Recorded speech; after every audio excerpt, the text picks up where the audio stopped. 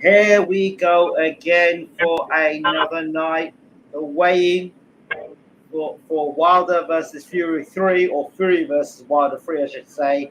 And with us, as always, we have expert analysis from Uncle James Ali Bashir, 52 years plus of boxing knowledge. You can't really knock that. So let's get over straight away to Uncle Bashir that's in the house. Uncle Bashir, how we doing? Everything's good. Everything is good. So, the weigh-in. You saw the results. Fury, 277 pounds. That works at 19 stone, 7 pounds. I think Deontay Wilder, 238 pounds. Your initial thoughts? 238? Yeah. And to wait for Deontay, but if his legs can support that kind of weight over the duration, you got to anticipate the duration of the fight, not the knockout. If his legs can support that kind of weight, because Deontay Wilder has never come in that heavy before in his career. If his legs support that weight, then he's in a good place. He says he's been pushing heavy weights of over 350 pounds. He says it doesn't matter how heavy Tyson comes in. That doesn't resonate with me, lifting weights. I don't care what he did lifting the weights. I'm caring about his execution of his punches over the duration of 12 rounds. That's how there's the possibility of a knockout, but I'm always planning out, but you have to plan more for distance. If his legs can support that kind of weight, it's a new weight.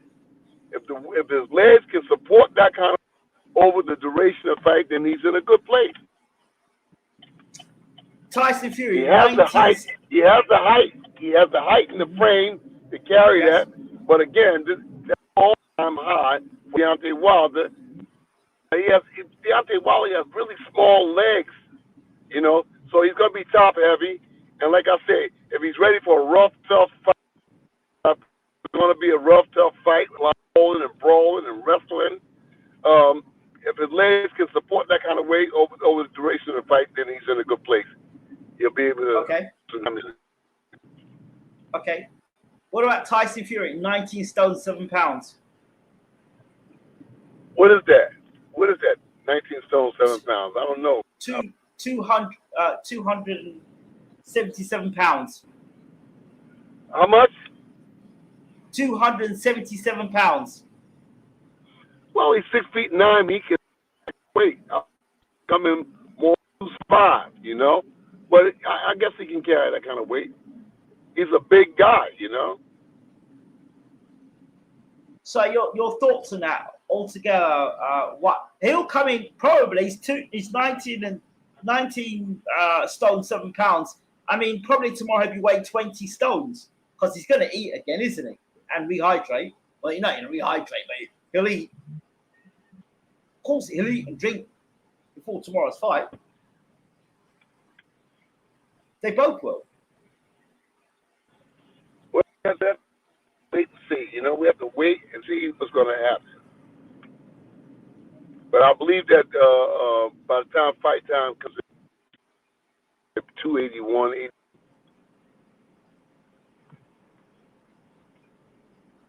Okay, let me throw this at you. I've known heavyweights in the past to have put your audio is breaking up again.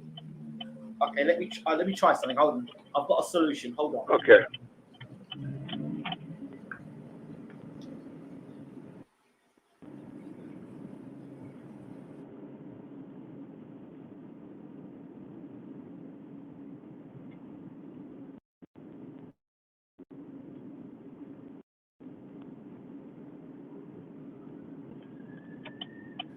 Okay. How does this sound, Uncle? Sounds pretty good now. Sounds pretty good. Okay, let's work with this then. So, I've known heavyweights in the past that have used weights to make themselves heavier to throw the trainers and the fighter off, to make them look that they're heavier than they actually are. So it gives the false sense of security, like, oh, this guy isn't trained, or this guy's just fat. Because I also noticed that Tyson Fury, when he weighed in, he didn't take his shirt off. He was always quite happy to take his shirt off. But for the weigh-in, he didn't take his shirt off. He made sure to keep the shirt on. Your thoughts? I'm sorry. Your audio is not good. Oh, let's try this. It's not coming on my end because I got in and my audio is clear. My camera on my phone. Can you hear me now? Let's try this. Can you hear me now? I can hear you, but sometimes you say it's not connected on your end. Let's try this a second. Okay. Let's see this. Let's see if we can get this working here. It's a new microphone I'm working with here. Can you hear that? Can you hear me here? Let me know when you can hear me. Right. Okay. I can hear you clearly. The problem is consistency. Okay. While you're talking, I'll hear 2 words and then something to interrupt, and then I hear 3 more words and something to interrupt. It's like a line. Something not connected. Let's try now. How's this sound? Can you hear me now? Is that consistent? I can hear you. Hearing you is not the problem. It's the consistency. When you talk, there's a little pause in between. Then you'll say 3 words and then another interruption. Like it's like a wire. It's not connected to something. Okay. Well, we're going to do the best we can. I think it might be an internet connection thing here. Maybe. Okay. Good evening, by the way, Denise Wards. Much love to you. Hope that you're well, and I'm glad that you're watching this show. Denise, as you know, Uncle Bashir between us is a great boxing supporter and advocate for boxing. So shout out to Denise, and a long-term supporter of BWTM sports and all that you do, Uncle Bashir. So shout out to Denise Wards. And thank you, Denise, for the donation as well. Much appreciated. So, Uncle, heavyweights that come in heavier based on weights rather than actual dumbbells they've got inside them or weights they've got inside on their body to make them heavier than they actually are.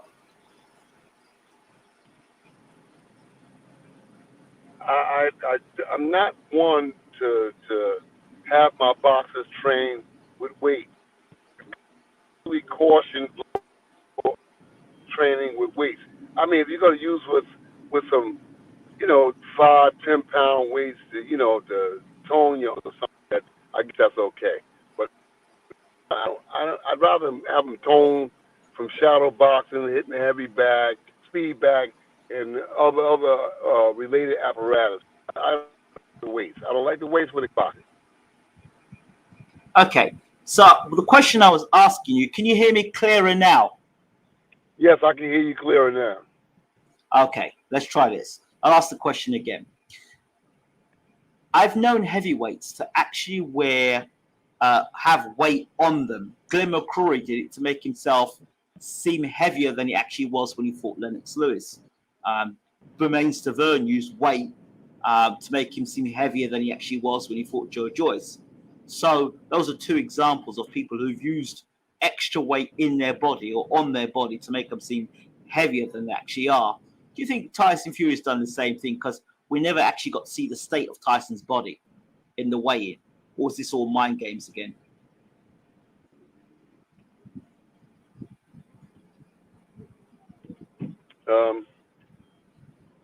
Tyson Fury is subject to anything. He's an unpredictable person. Unpredictable personality. You don't know what the game is or what it is or what it ain't when it comes to Tyson Fury. Character, I don't know what to think. You don't know what Tyson Fury is going to do. And in boxing, I guess that's a good thing because he's unpredictable.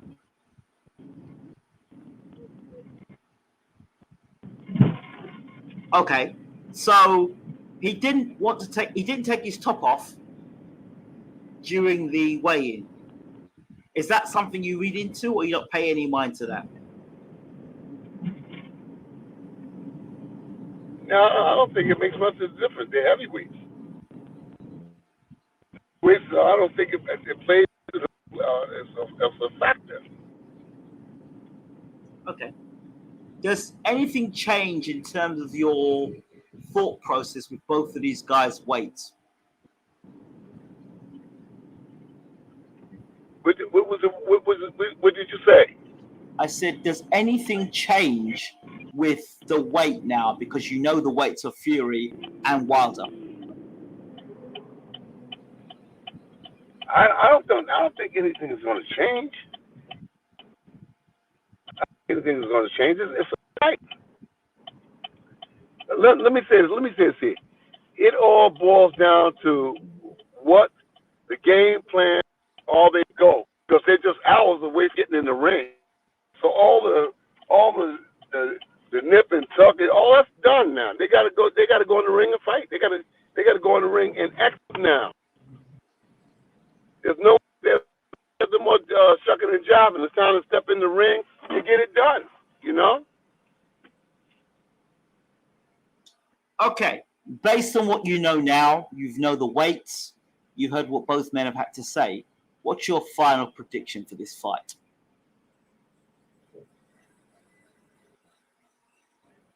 It's been so much and downs. I don't know. I really don't know. I don't know whether Deontay Wilder has more mental state that he set back for him. Tyson Fury. I don't know what the state is that he's that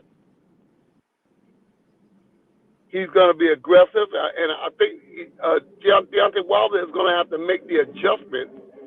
You know, he's going to have more so a mental adjustment as opposed to a physical adjustment. He's got to make the mental adjustment to box and be a Wilder. I think that the mental factor belongs to Tyson Fury.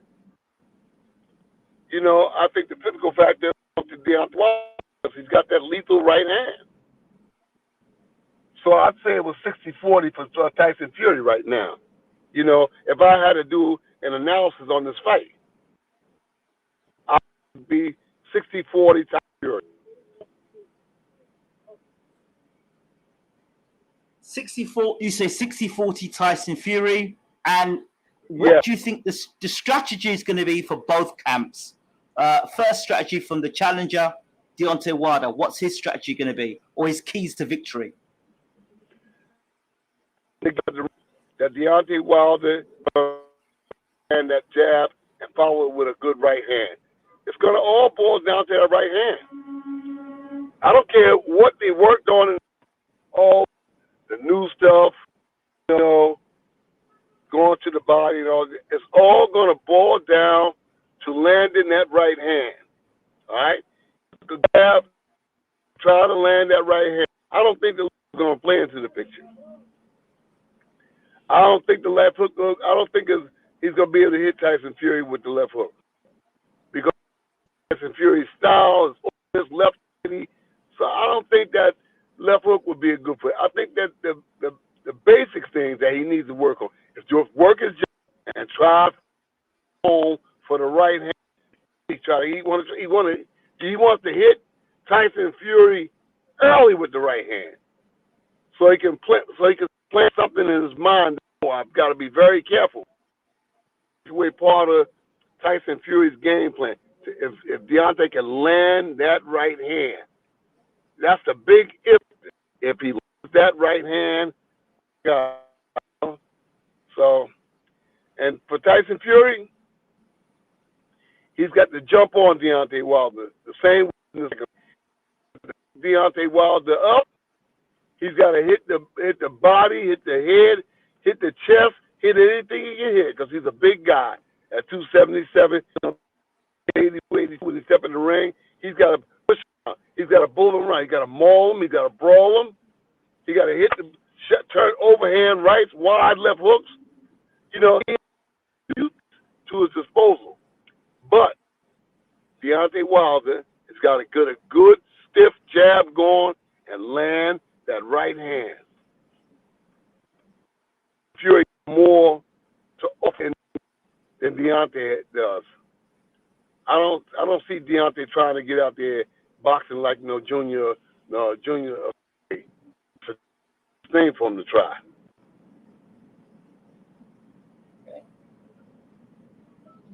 Is this Malik Scott's coming out party, or is this Malik Scott's? I would say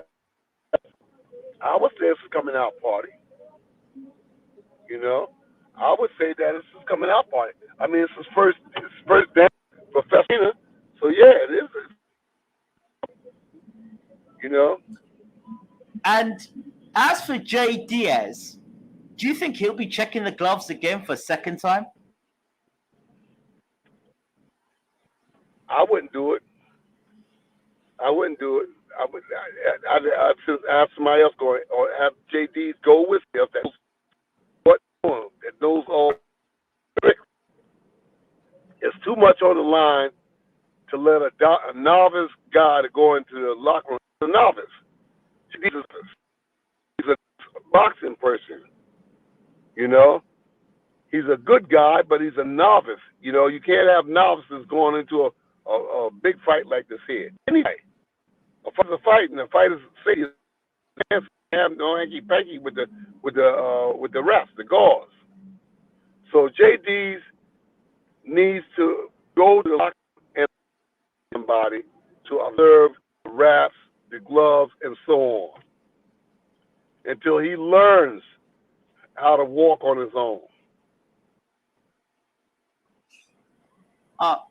What are you expecting to see from Malik Scott in the corner in terms of instructions, in terms of how he goes about his business as a trainer and head coach on the night? What are you expecting to see from him? I've been on the other side, on the inside of the ring for the longest.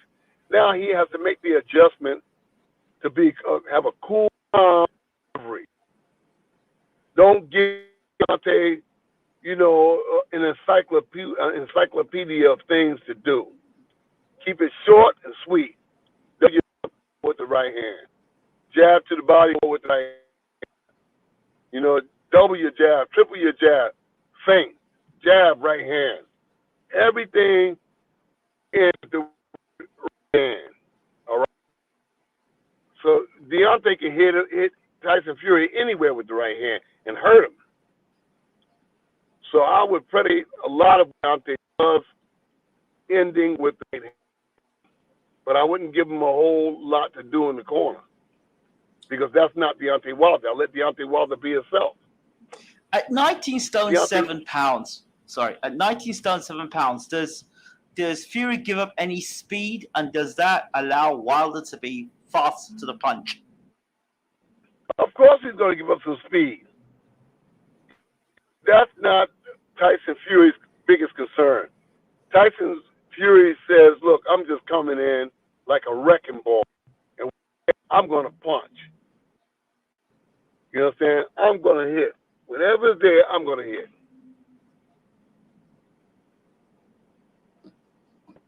Okay. Any final words from yourself before the big fight tomorrow night? This is the hottest undercard that I've seen in a long time. Oh, yeah, the undercard. My FA Ajagba and Frank Sanchez. Yeah, that's a good fight. And then Kowacki. I think Ajagba early, Sanchez late. Okay. Frank needs to string him out. He needs to take FA out, and then launch his attack. Okay. Early is FA Ajagba. I think late Frank Sanchez. And Sanchez is a better boxer than FA Ajagba. Okay. What about? Ajagba wants to land. Frank Sanchez can actually box.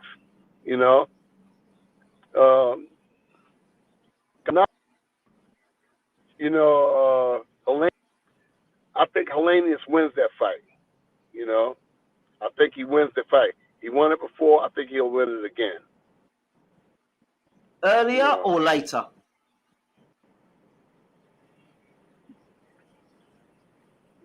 I don't know, but I know. I pick Helenius to win the fight. It depends on what Kowacki, what adjustments he's made, You know, that's what it all depends on. What adjustments that he's made.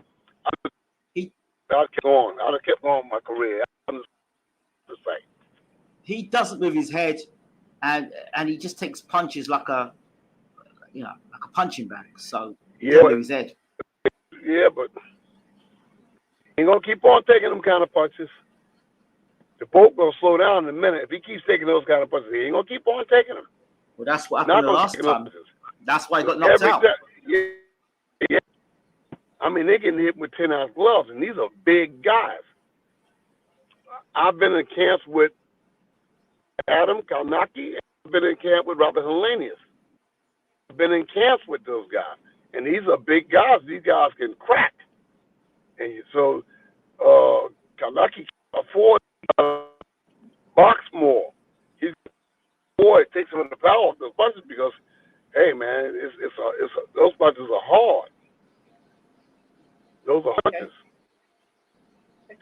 And Anderson is on that undercard, right?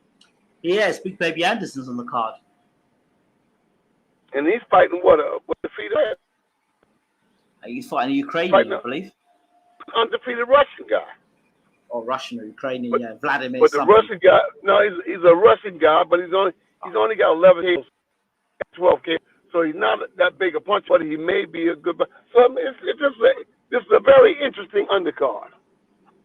One other fighter, which I have question marks over, although we've had him on the show and he's a very likable guy, Edgar Berlanga.